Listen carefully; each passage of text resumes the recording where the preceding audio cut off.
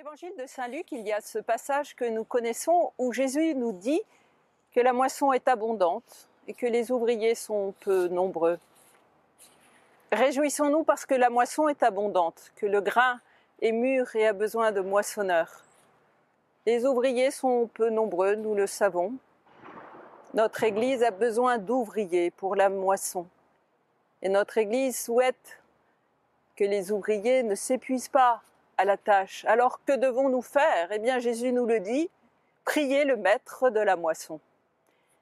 Notre pape François aime à dire que la prière constitue le premier service indispensable que nous puissions offrir à la cause des vocations.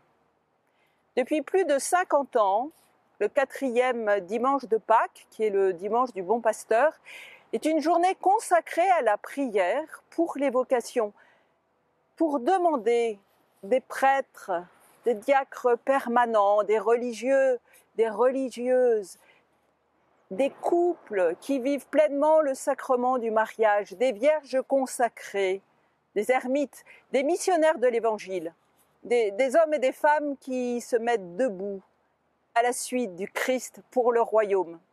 Le pape nous adresse cette année un message pour cette journée de prière pour les vocations où il médite l'évangile de la tempête sur le lac de Tibériade. Notre monde est dans la tempête. Cette scène d'évangile nous invite profondément à la confiance, à se rappeler qu'il est avec nous, qu'il nous appelle à le suivre.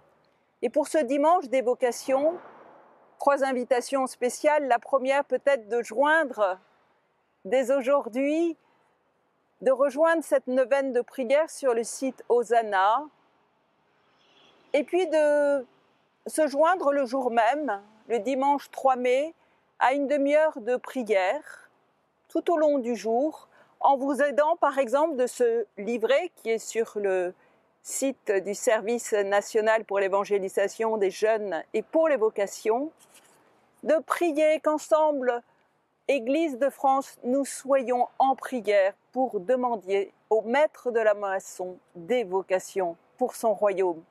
Et puis, ce même dimanche, vous pourrez vous joindre aux vêpres chantées par les religieuses de l'Assomption pour prier ensemble, liturgiquement, notre Seigneur, dans la confiance totale qu'il nous donnera ce dont nous avons besoin. Alors, tous en piste.